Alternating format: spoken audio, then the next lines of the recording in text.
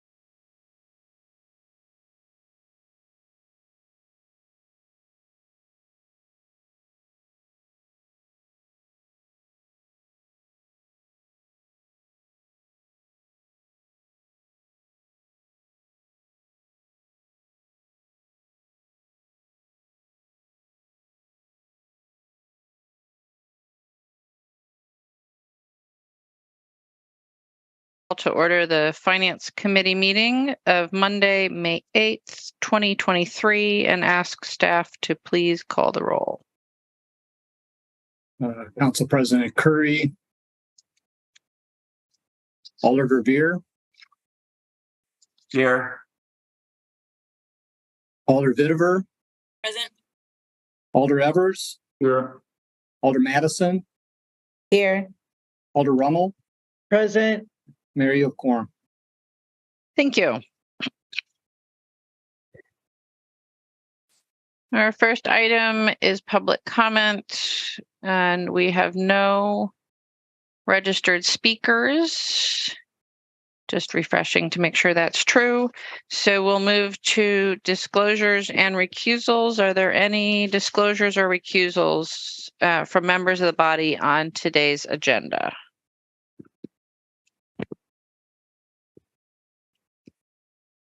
Seeing none, we'll move to the consent agenda. We have two presentations, discussion items today, items 8 and 9. Are there any other items that alders would like to have excluded from today's consent agenda?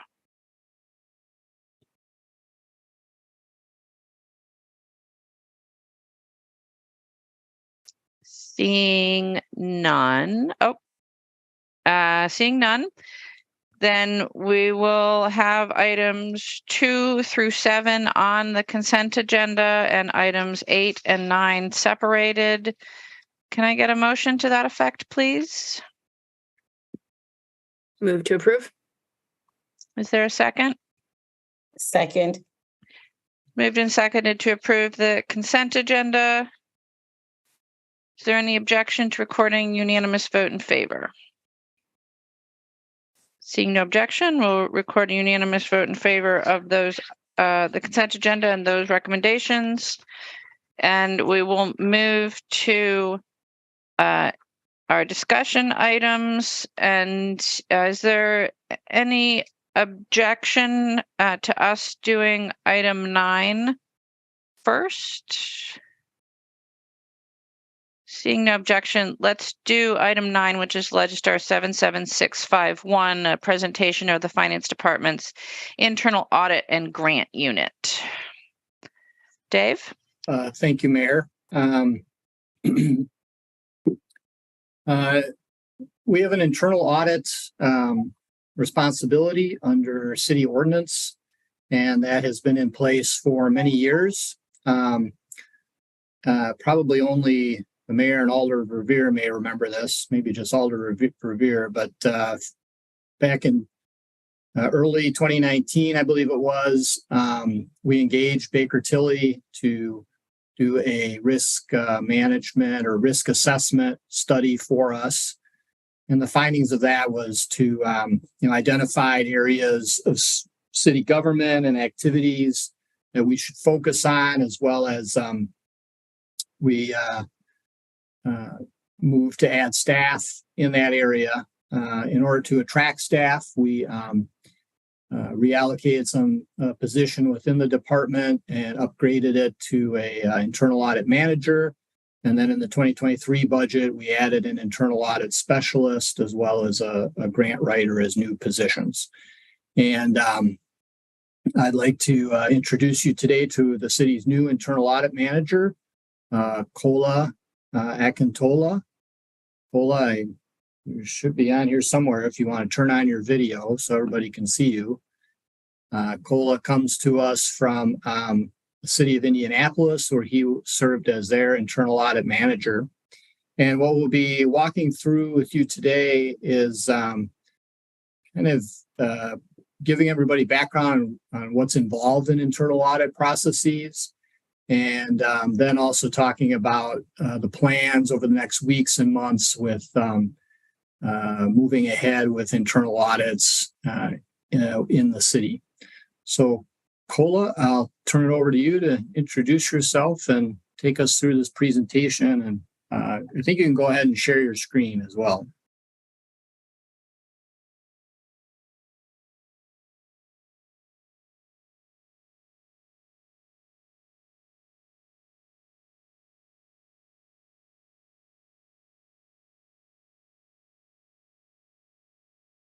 So I think you're on mute, Cola.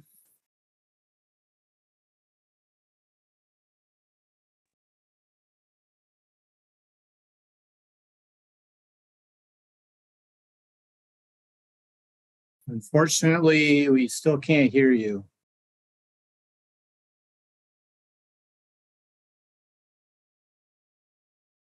Hey, you're unmuted on this end. I don't know if there's a problem with your headset, maybe. Your headset's connected or. Okay, I'm taking the headset off. There Okay, you go. now we can hear you. Okay. All right. Thank you, everyone. Good afternoon. My name is Kolawole Akintola, the audit manager for the city of Madison. I hope we can all see my screen. Yes. Thank you. Today's presentation is, just like David said, is to introduce the internal audit and grants unit of the city of Madison to all of us.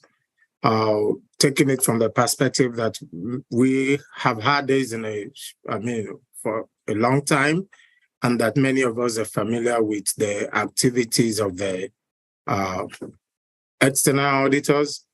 We want to show us what the internal audit is all about, what we do. The external auditors look at our financial reports to give assurance on the position of the financials of the city, while the internal audit also look at things that are pertaining to the internal activities of the organization, and also give assurance to the leadership of the city and as well as the residents of Madison, to which we are committed to. So this presentation is all about who we are, what we do, what are the authorities that govern the functions of the internal audit, what is our goal, and our expectations from the management as well. At a glance, we can see from this what internal audit is all about. We are independent, we are objective, we are not biased at what we do. We check out for the effectiveness of internal control.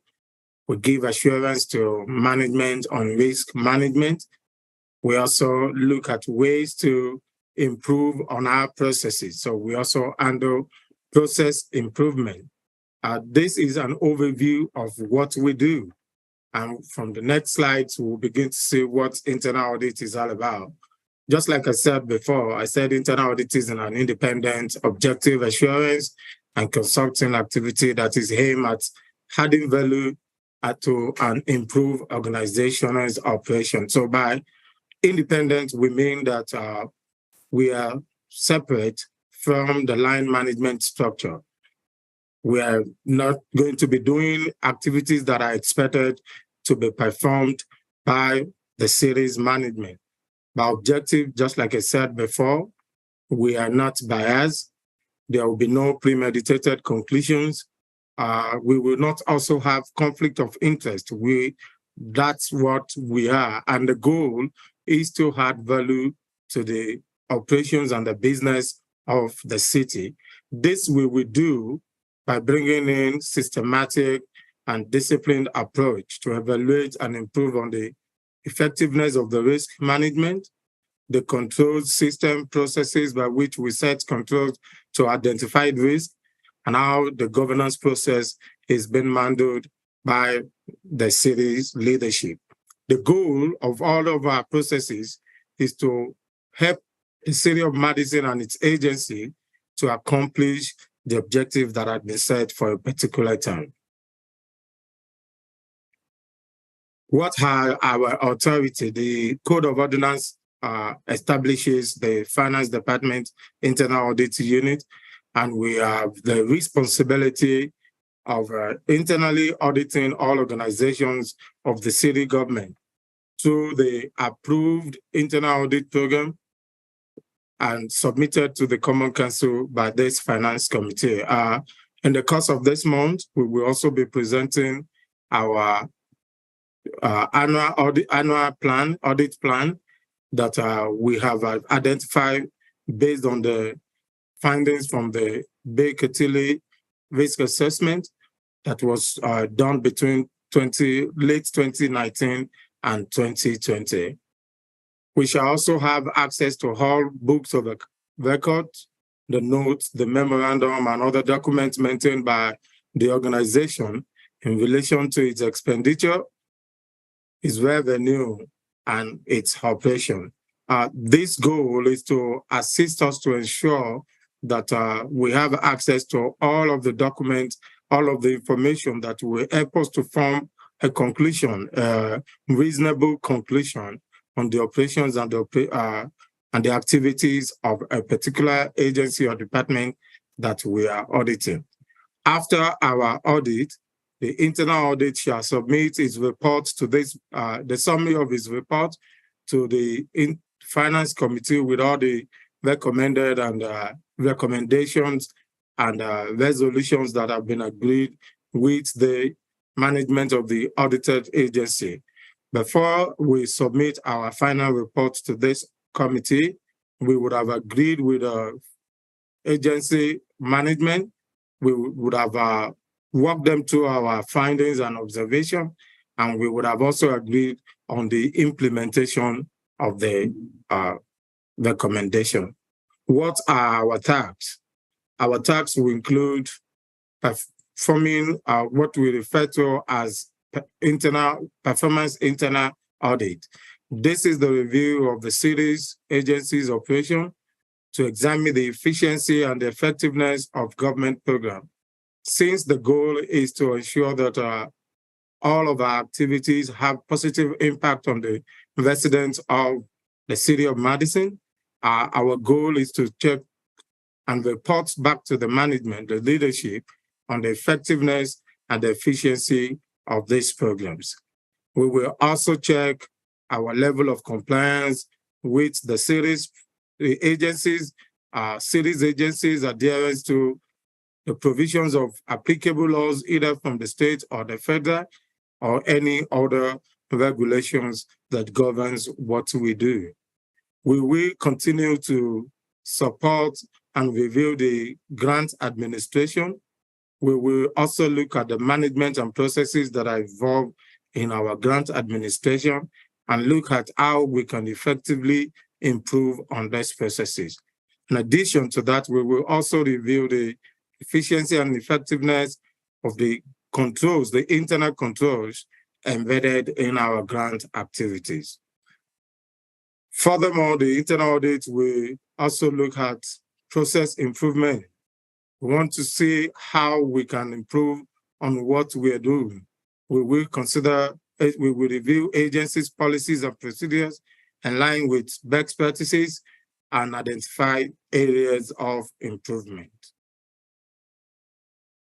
Our tasks will also include review of the financial statement. This is in the bid to reduce the findings or surprises to our external audit. We want to make sure that when the external auditors come, we have a clean report for them to review. So we will, on quarterly basis, review the financial report and then we will review the financial report and also report to the city's leadership on the true and fair view of the financial statement. We will continue to assess the risk, the enterprise risk management of the city, and we will also work with the agencies that are not familiar with the process by training them on how to identify the risk inherent in their operations and activities, how they can set controls in place to ensure that the risks are mitigated or they are reduced if they are reducible risk, or how they can respond to the risk inherent in their operation. Responses to risk will include risk avoidance, risk rejection, and all of such. So we will continue to do that, and we will support management in identifying and establishing controls to the risks identified within their operations.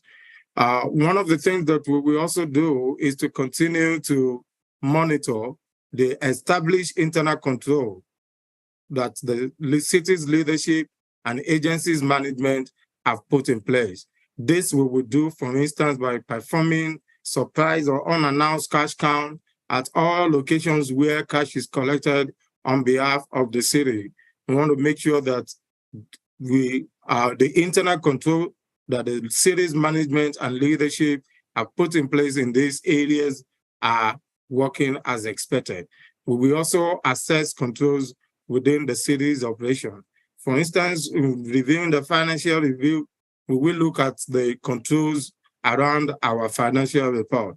We will do what we call the test of controls by looking at the design effectiveness and the operative effectiveness of the controls that we have put in place.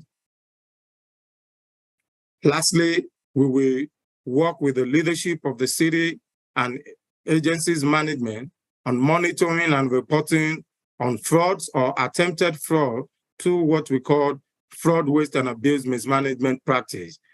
These activities will only be limited to reports of fraud within the city enterprise, not duplicating what the police or the City of Madison Police Department or any other department that are charged with the responsibility are doing.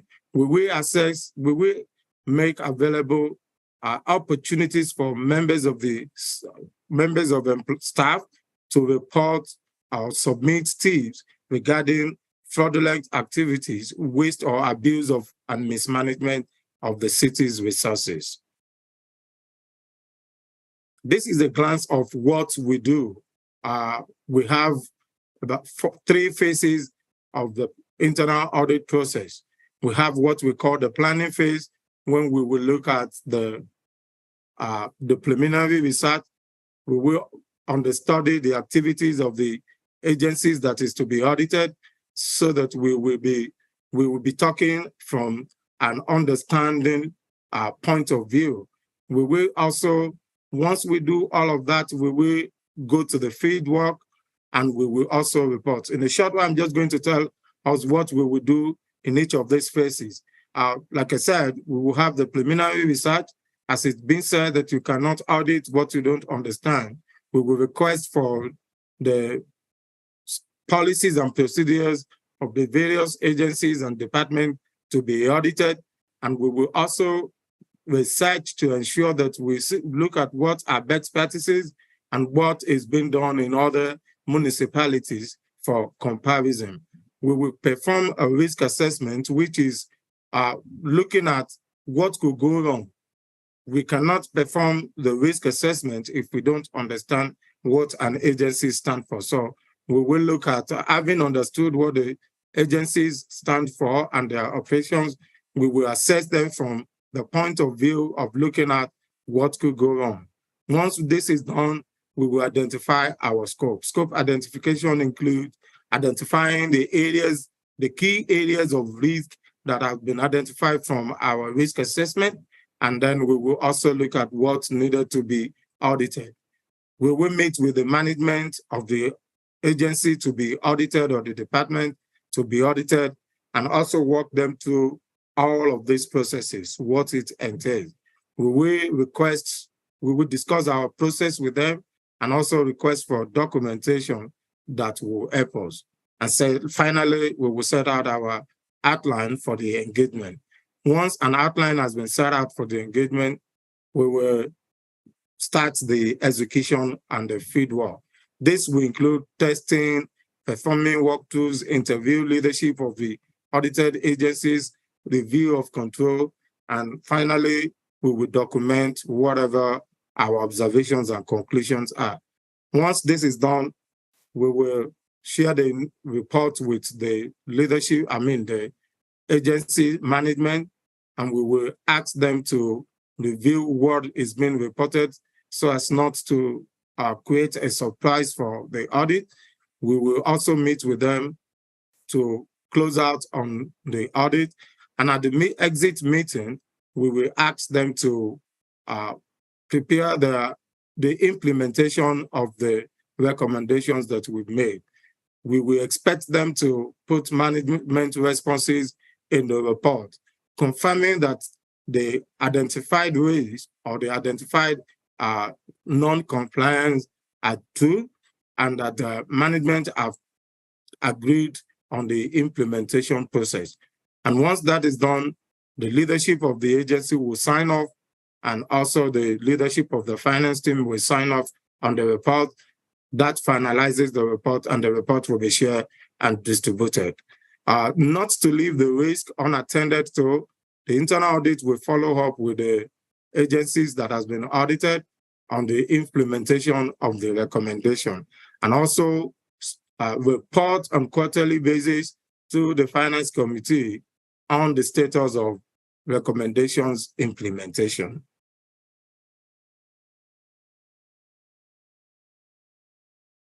This is just an example of a specific audit test.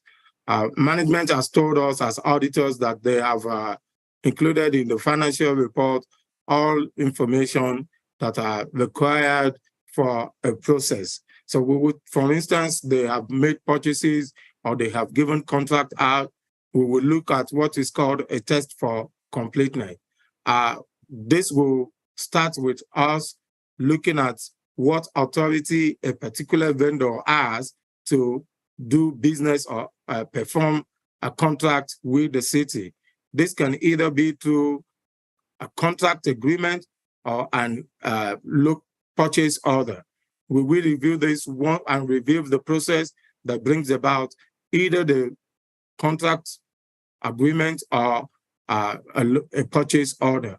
Once we are satisfied that this is in compliance with the policies of the city and the process, we will also review the documents that either being signed off at the completion of the project, or if it were to be a supply of goods or service, we will also review the receiving receipt.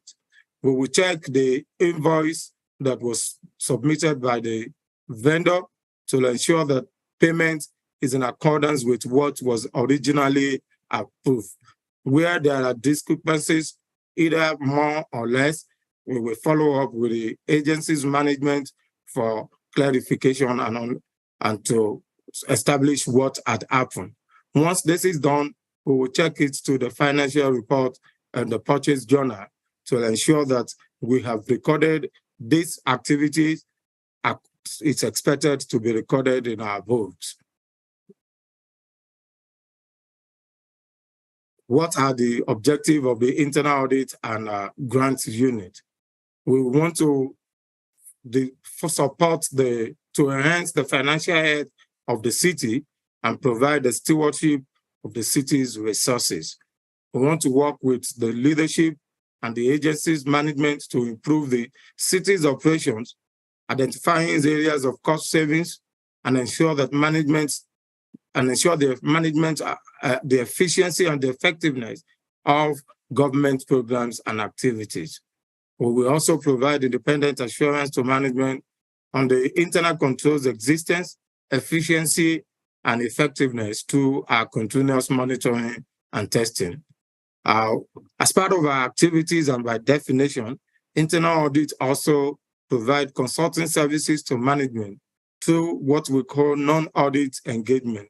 These are like trainings, advisory services, the monitoring of the fraud, waste, and abuse that we mentioned all the time. Finally, we also support all organizational units within the city in the achievement of its set objective through our engagement and other activities. This is what we expect from the management, our expectation from the management.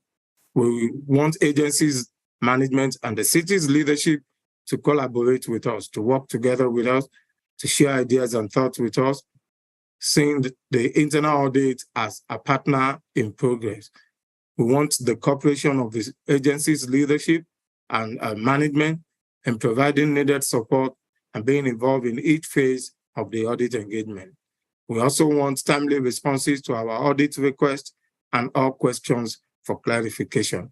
Finally, because without the implementation of the recommendation, the identified risk or the potential risk in our audit finding will still be lingering.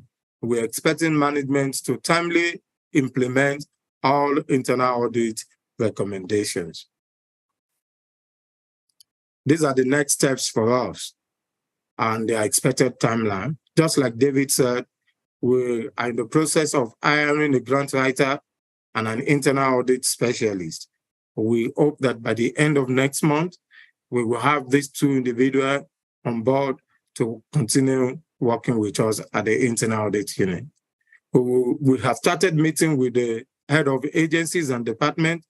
On April 25th, we met with the mayor's office and with the mayor's management team to make our presentation to them. And one of the promises we made was that we will follow up with the agency's management to share our processes with them and also to answer whatever questions they might have. This we have started and we hope to conclude by June 2nd. Later in the year, this month, we will present and request the approval of the 2023 internal audit plan based on the Baker Tilly's risk assessment completed in 2020. This is not so, and we also have a 5-year plan that we intend to share with the Finance Committee. I want to say that because risk is not static, we will continue to assess the risk, and the 5-year plan is subjected to change. But the good thing is that at the beginning of every year, we will also present our audit plan to this committee for its approval. Once the 2023 internal audit plan is approved, we will meet with the agencies with the head of the agencies to be audited. We will perform the audit and discuss the report with the head of agencies. Once we finalize the report, just like I shared on the processes, we will present the summary of the report to the Finance Committee and then post each of the audit reports online. This is the proposed 2023 annual plan. This is just an example of what our proposed plan will look like. The agencies that we have identified to be audited and the period at which we will audit them. This will be presented on the May 24th meeting to this committee. And this is also the example of our 5-year annual plan to ensure that our annual plan is risk-based. Thank you. Questions? Thank you, Kola. Are there questions on the internal audit office and plans? Alder Rummel. Hey, Kola, welcome. I may have missed this in your presentation, but I see that you're looking at like the documentation of invoices. Do you look at budgets and if all the money allocated is spent and that kind of look at those agencies? Thank you, Mark, for the question. We will look at it agencies by agencies. Once we are doing the audit of an agency, like I said, we will look at the areas of risk, the key risk area, by assessing what could go wrong. And one of the major areas that by experience we always look at is the expense and purchases made by each agency. So we will look at it agency by agency. The only thing is that because we have a scope, a period that we are working with, maybe a 6-month period to review back or a 1-year period based on the audit objective that has been identified for a particular agency, we will determine the period to cover with our review. But we will do it agency by agency. Thank you. Other questions? If not, thank you very much, Kola. Appreciate it. And we look forward to seeing your next work plan. And we will move on to item 8, which is Legistar 77652, the 2024 capital budget request overview. Christine? Thank you, Mayor. Good afternoon, everyone. I'm going to be sharing a presentation that's attached to Legistar that reviews the capital budget agency requests.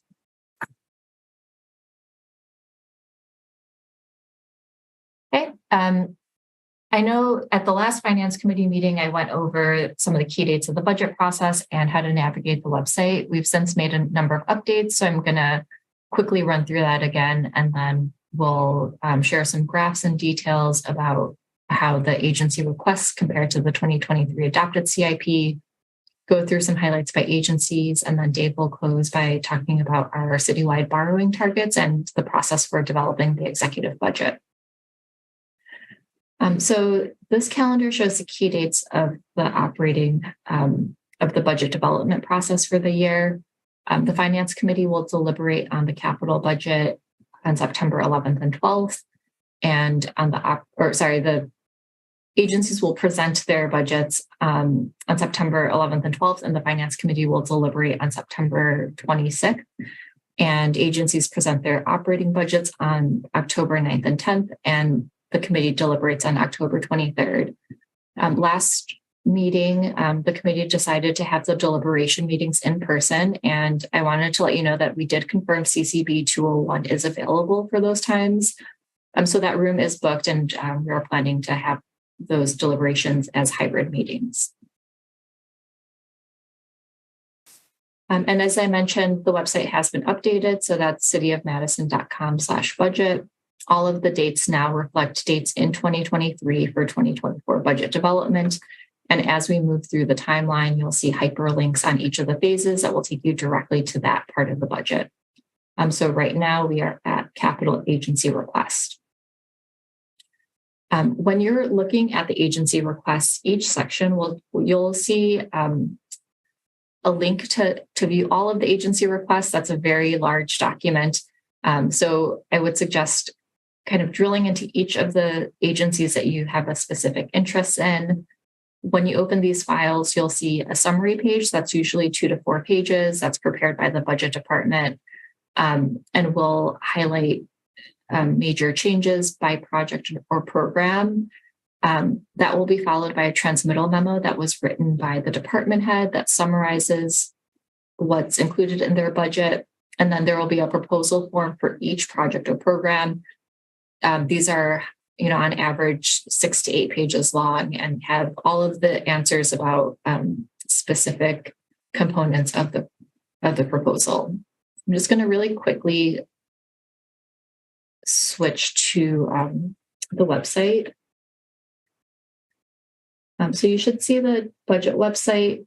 Again, you'll have hyperlinks for each of the timeline deadlines. So if you click on agency requests, you'll get to a page that looks like this, and you'll be able to open up each budget by department. And engineering is broken out into multiple sections. So if you wanted to look at the bicycle pedestrian budget,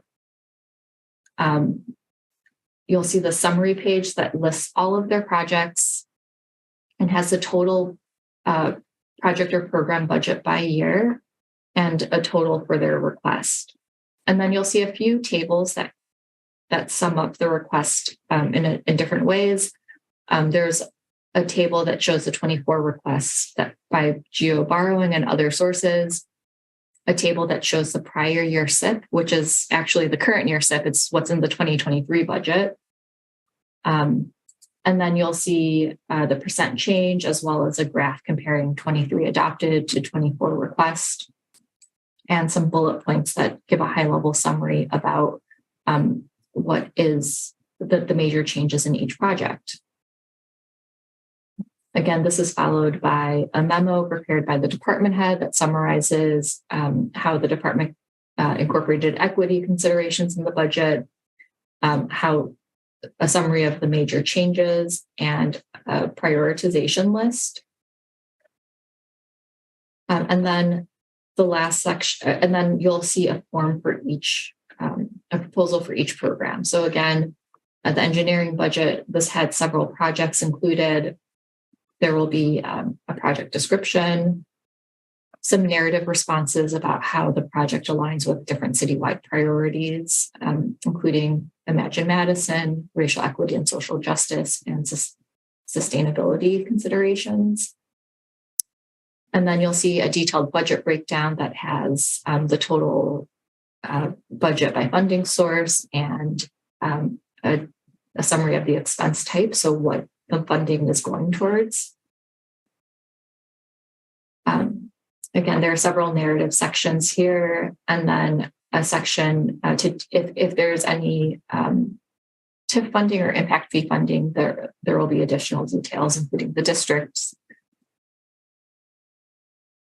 And then something I wanted to point out to all the alders is each of the projects and programs will have this project schedule and location that includes a field for alder district. So some projects will have a specific physical location and some will be citywide improvements. So not everything will have a district, but something you can do if you're interested, you can just do a control find for alder district and then kind of flip through the proposals to see if there's anything within your district. This is an example of path resurfacing that doesn't have a set location, but is citywide. And this is one way to identify projects that may be of interest to you. So I'm going to go back to the presentation.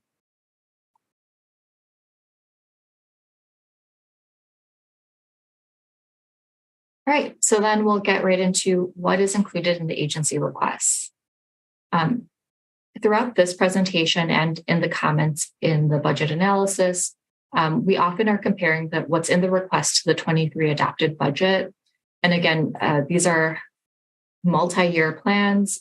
So we are almost always comparing the overlapping years. So we're looking at apples to apples as much as possible. So when we say, the 24 requests compared to the 23 adopted CIP, it's usually this 2024 to 2028 range, unless we explicitly note otherwise that we're talking about 2029 or a specific year. So this graph shows the total all funds budget of the capital requests. The 2024 request is 429 million greater than what was adopted in the 2023 CIP. So this graph breaks out the request compared to the adopted CIP by year. So if we look just at this first set of bars, the darker color on the left is what's in the 23 CIP, and on the right, the lighter color is what's in the 24 request.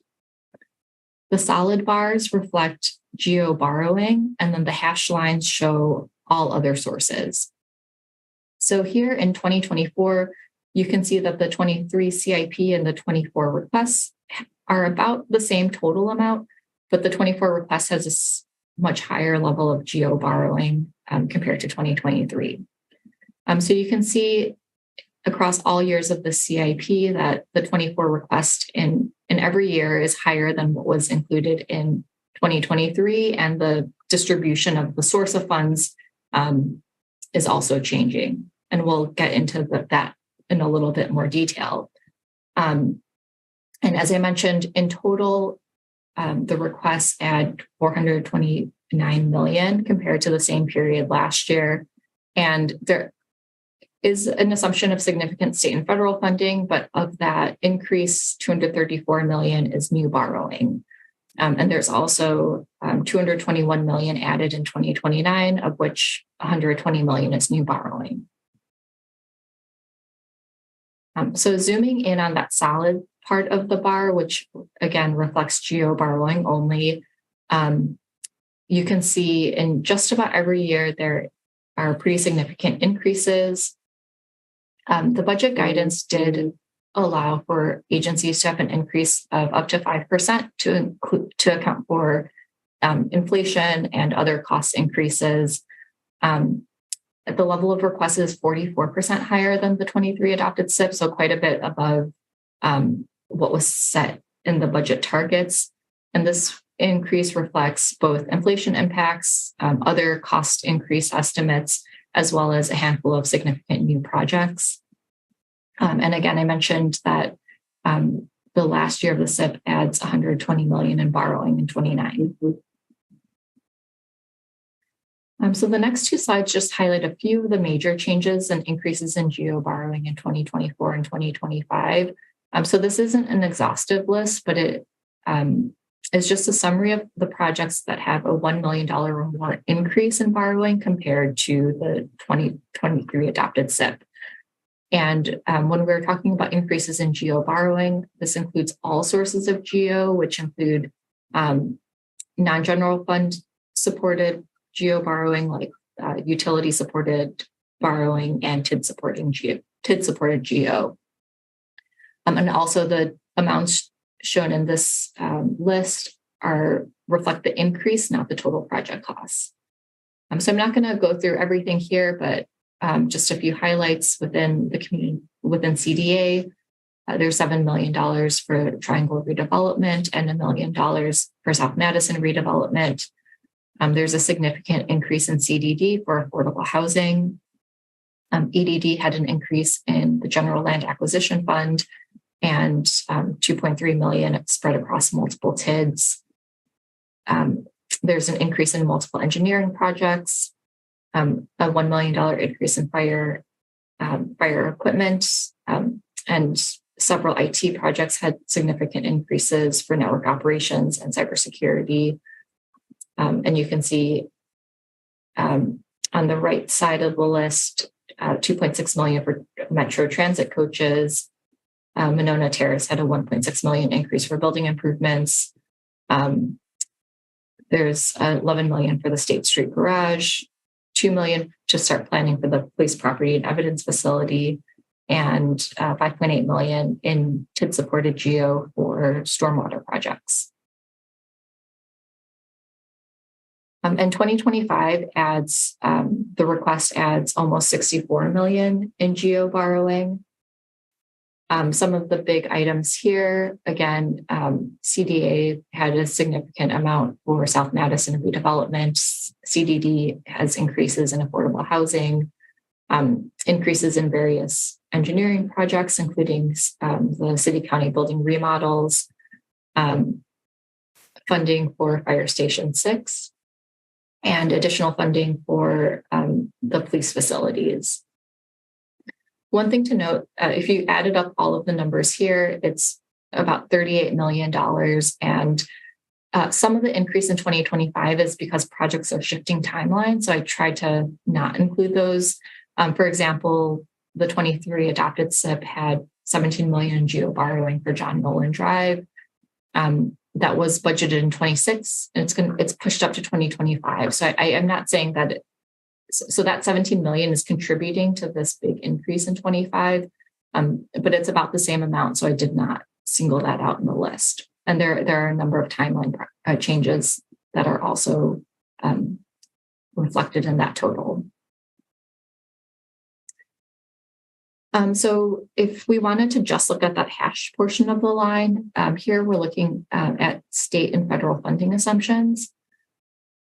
In 2024, you can see there's a pretty significant decrease, and this decrease of $44 million is primarily due to moving $56 million from North-South BRT from 24 to 26, and also adding $10.6 million for transit coaches. So you can see this really big increase in 2026. Again, that's mostly North-South BRT. There's $127 million assumed in federal funding. And in 2027, the big increase is $40 million in federal funding for a campus transit center. And some of the larger individual projects within the CIP are facility requests.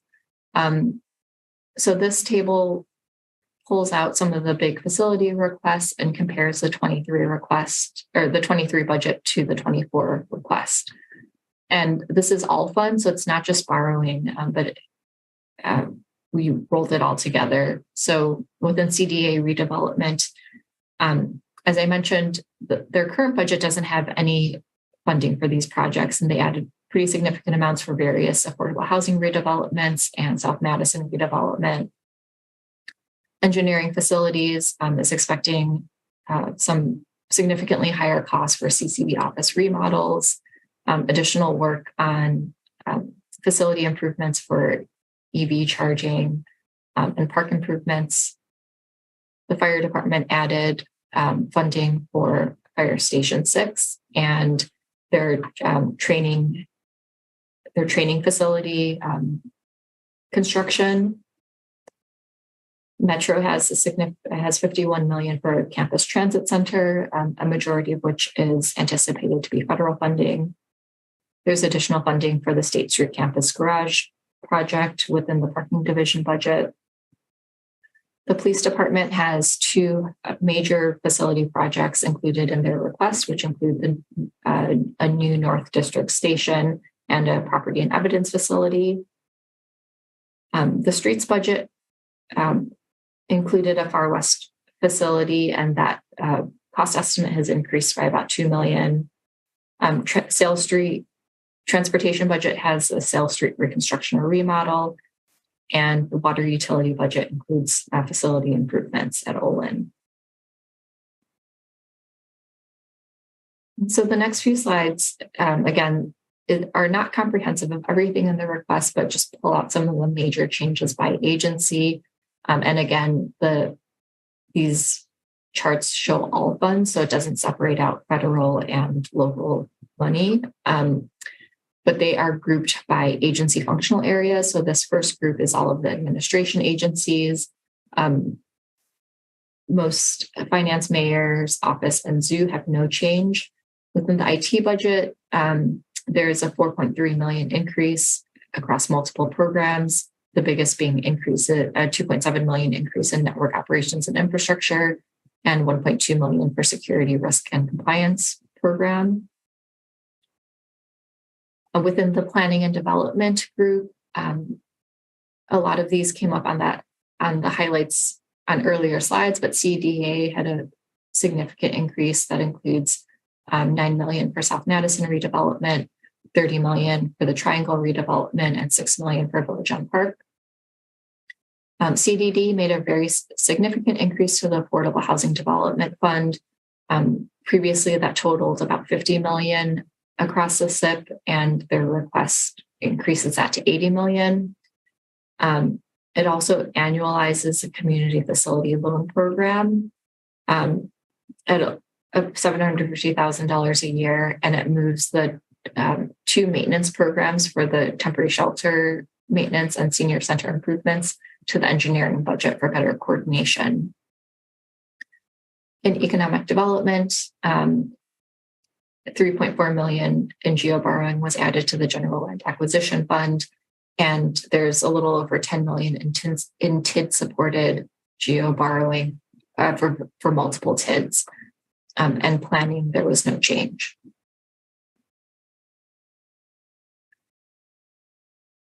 So the next group is public facilities and public safety. Within the library budget, most of the changes are relative to the timeline for various projects.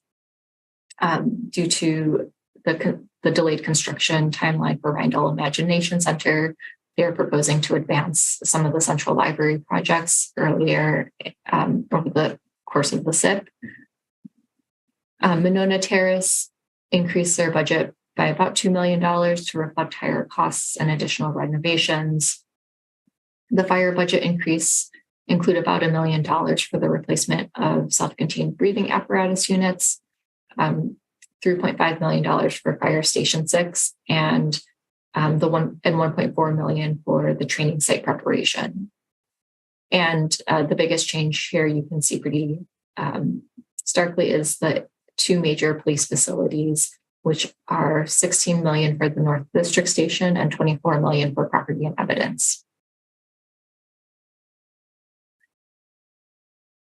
And then within the engineering and utilities budgets, engineering like PED, there is a pretty sizable increase in geo borrowing due to the reduction in assessments since engineering updated their assessment policy for sidewalks. In facilities, there were some increases to CCB improvements, as well as a significant increase to the CCB remodel, and increases to the EV charging program that was introduced last year. Within major streets, the Reconstruct Streets project increased as well, and there were some changes to the structure and timing of John Nolan Drive. And then looking at the rest of the public works agencies, the fleet budget saw a small decrease due to moving funding for EV charging from fleet to engineering. Parks increased a number of maintenance programs using a combination of funding sources, including geo borrowing and impact fees, to increase maintenance programs, and multiple projects, including the Brittingham Beach House, including design funding for Odana Hills Clubhouse, and $1 million for the Bylaws Master Plan implementation. There's a new program added for Oldbrook Gardens improvements, and about $4 million in TIFs spread across multiple projects. In the streets budget, the big item here is the Far West facility, and that advanced in the timeline, and the total budget increased by $2.3 million. And in the water budget, you'll see that compared to last year, they have fewer programs because they consolidated some of their water programs, their water mains programs, into one to give them more flexibility in implementation and fewer budget transfers. And the total request includes $5 million in expense depreciation. And one of the big project increases is $4 million for facility improvements. And then the last grouping is transportation. So in Metro, I mentioned earlier the $51 million for a campus transit center, which is a new project. An additional $3.5 million in geo borrowing for electric buses and charging equipment. And the projects and programs have been renamed and restructured. So it's those changes are detailed in the proposal. But it's not a direct comparison. You can't directly compare the project names to what's in the current budget. In the parking division, there's $11 million in geo borrowing added for the State Street Garage project. Traffic engineering had since a $1.6 million increase for State Street's Madison project for Vision Zero work. And transportation includes $7 million in impact fees for an I-94 interchange project, which is new this year, and about $64 million in federal funding and $10 million in state funding added to North-South BRT, as well as almost $16 million for the Sale Street remodel.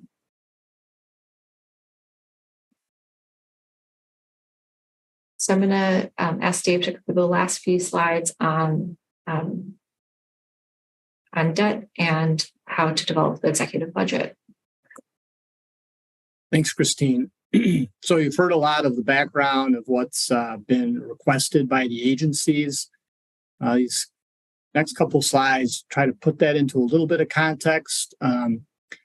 And we look at not only the total debt of the city, total general obligation debt, and that's one measure that we have, and that is sort of the one legal restriction we have, which is that our total outstanding general obligation debt cannot exceed 5% of our total sort of equalized property value in the city.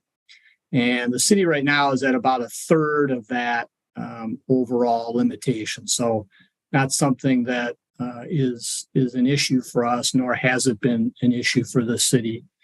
Another way we look at it is what you see on this slide, and that is the debt service that we have to repay on that debt from the general fund. And what does that represent as a share of that general fund budget? And what you'll see here is the sort of dark line is where that share of the budget would have been under the 2023 adopted capital budget and capital improvement plan. And the light blue line in those last few years shows where it would go with the agency request. So overall, it's adding between about 0.5% and 1% to that share of the budget. Now, these numbers are relatively high right now. We're at 17% of the budget is assigned to debt service. It is the second largest share of the budget by category. And prior to 2012, the city had a sort of loose target of trying to keep that number below 12.5%. Now, since that time, we clearly have had to replace a lot of aging infrastructure that was reaching the end of its useful life. A couple of good examples of that are the downtown Central Library, the Madison Municipal Building, as well as new buildings to address our growing population. So, and combined with that, the operating budget in terms of supporting our operation services has been constrained in how rapidly it can grow because of the strict limits on increases in property tax levies under state law. So all of that combined, plus just the expansion of the capital budget has pushed these numbers higher. To sort of maintain the target, we probably would need to have borrowing stay at around $100 million a year. And as Christine showed in those previous slides, we are above that level in terms of the agency requests by quite a bit. And those are some things that will have to be, I think, looked at as the mayor reviews the budget. The next slide just gives you a sense of what our debt service looks like from a total dollar perspective. And this is the general fund supported debt service only. And you can see that right now it's less than 70 million. And the dark part of that bar is our currently issued debt. And obviously we pay that down. We have primarily 10-year promissory notes that we issue to pay for the capital budget. And so we do pay off that debt rapidly. The light blue part of the bar is what would be added with the agency request if it was all approved. There are a number of assumptions in here regarding the pace at which we issue borrowing. What we approve in a budget is not what we end up issuing. And for a number of different reasons, projects take time to put in place. They may be delayed for whatever reason. They need to be planned and things like that. The kind of purple line that you see there is where debt service would have to be if we want to stay at 17%. And very roughly speaking, what's requested by the agencies would have to be reduced by about 170 million in terms of the general obligation debt or GO borrowing requests that have been made. And that reduction would have to occur in the sort of first 3 years of the SIP to keep it at that level. Just to give you some context for both where the agency requests would take that share of that service share of the budget and some sense of what would have to be changed to keep it in terms of its share at where it is now. The next slide is just how the process that the mayor is working through in terms of developing the executive budget.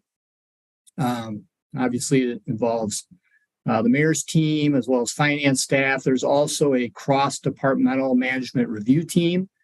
And we take a look at sort of the major new proposals that are in the budget. The agencies have already begun a process of talking with the mayor and the management team about the proposals that are in their requests. And then these new projects and those projects that have significant changes will be reviewed carefully for equity and sustainability opportunities, whether they're ready or not, and how much they're in alignment with strategic plans. And then obviously, as I just mentioned, that overall fiscal impact, and that'll have to be a balance between those financial considerations and, where things need to be from the overall borrowing perspective. So I think that's the quick overview of the 2024 capital budget and SIP agency requests.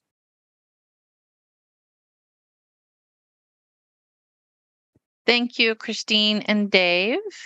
We'll go to questions. Alder Evers. Thank you, Mayor.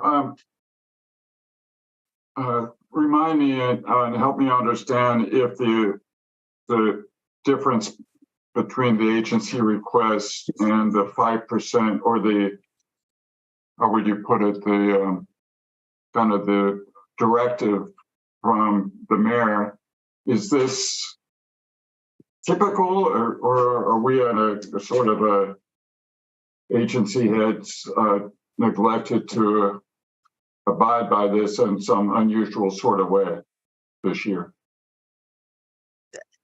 Dave may have an opinion, but I think it's relatively typical. As you saw, there's a number of things that are moving from year to year or from agency to agency, which impact that. I think there's also just a number of big projects that we're committed to in various ways that are big projects and will continue to be big projects. I think that if I was going to draw, and we're only through the first briefing, so ask me again when I make it through all of them. But I think that so far the theme that's developing is inflation, and so that the cost of projects is up. The cost of materials in particular is up. That impacts some projects more than others. And so, it's really kind of a question of, do we want to pay the increased cost on projects or do we want to delay things and, either not do them or hope that material costs at least will go down in the future. And so I don't think it's agencies ignoring the directive so much as being realistic about the situations that we're in. And, a few of these things, agency heads did come to me in advance and say, like, this is more than 5%. Do you want me to strip it out of the budget, or do you want me to ask for it? And mostly, not 100% of the time, I said, let's keep it in the request so we can talk about it. It doesn't mean that everything's going to survive the process. Of course not. I appreciate that, Mayor. You have a big challenge, of course, every year in coming up with your executive budget, because so many of the requests are reasonable in many respects and speak to real needs that we have in our city. Unfortunately, we have limitations as to how much we can actually fund and how much additional borrowing we can take on. And I just have a follow-up question. And this speaks to the question I had at our last meeting. Well, and pardon me if it's redundant, but will we be experiencing increased borrowing costs due to the current economic climate that will impact, even if we stay at 17%, do the borrowing costs for what we're going after increase, and does that impact our operating budget in the future to a greater degree? Yeah, Dave, I don't know if we have any more intelligence on that at this point.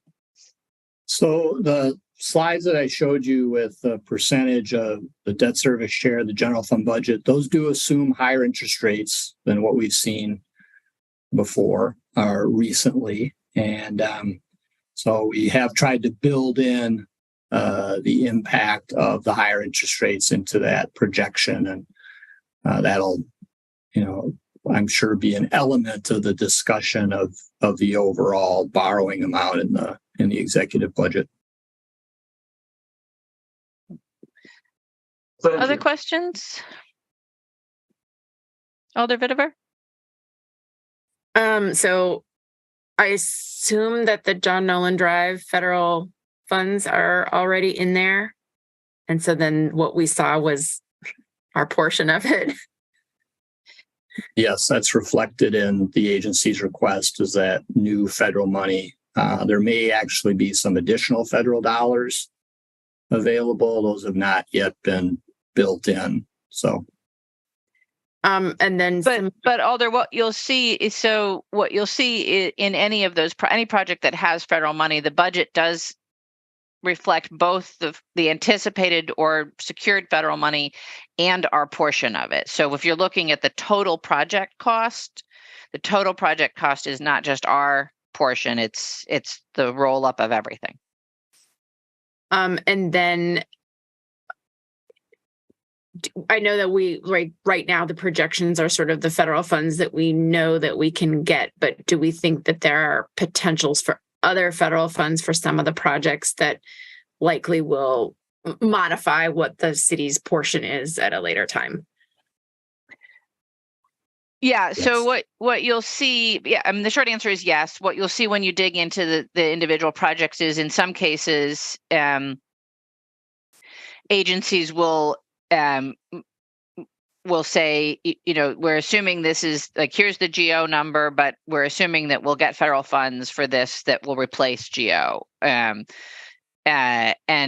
so that happens every year. There's, as we put in for funding through the MPO, I think you see it a little bit more this time around because there is more federal funding out there. Obviously, we still have to apply for and then secure those grants, but yes, they are looking. And then similarly, I assume if there were any philanthropic opportunities, I'm thinking about obviously the Glen was a sort of an opportunity that dropped in our lap, and that there might be other things like that, and that those might modify what the city's portion is in time going forward as well. Yeah, absolutely. And then I guess my ultimate question is at what point do we get to the point where we have to go to referendum to go over the levy limit? Well, that's a question on the operating side. That's the operating budget. Yeah. Yes, but our debt service is operating. So we can project what that's going to be based on these projects and therefore what we might get into. Yeah, I just want to be clear that reduced debt service does not result in more levy limit for operating purposes. So I just want to be clear about that. What it does mean is obviously it's, more that is on the levy that has to be paid by taxpayers, but it does not mean that there's more for the operating budget if we have less debt service under the way the levy limit works. So a levy limit referendum is really for operating purposes only under the way it's currently constructed.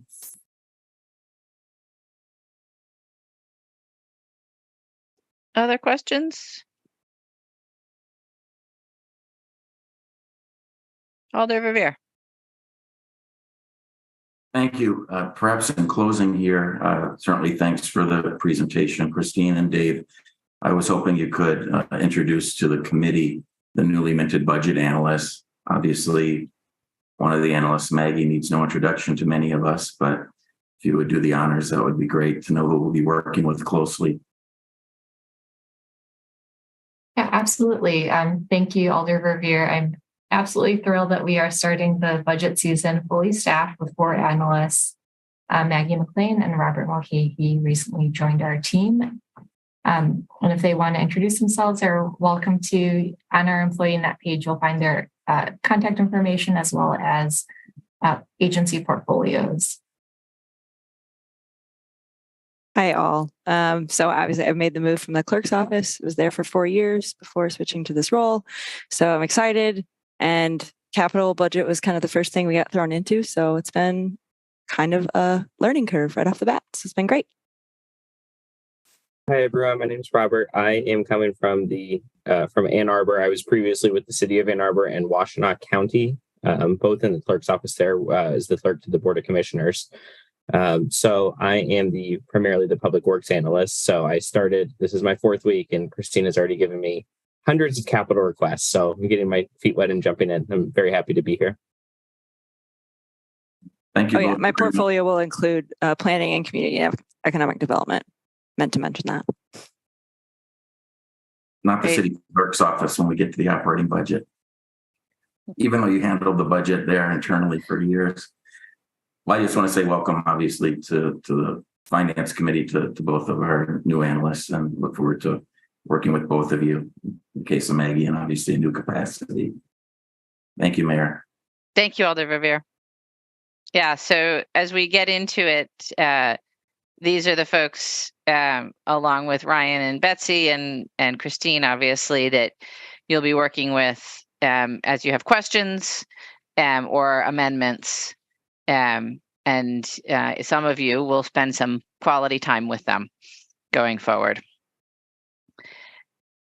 And if there are no other questions on the budget presentation, then just again encourage you to reach out to finance staff. There's a lot of material that they have posted online for you to dig through and look at the requests.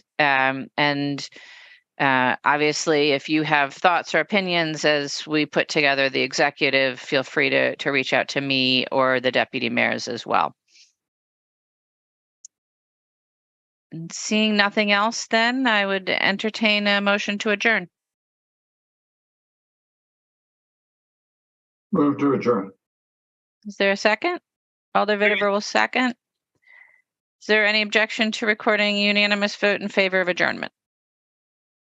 Seeing no objection, we are adjourned. Thank you all. Have a good night.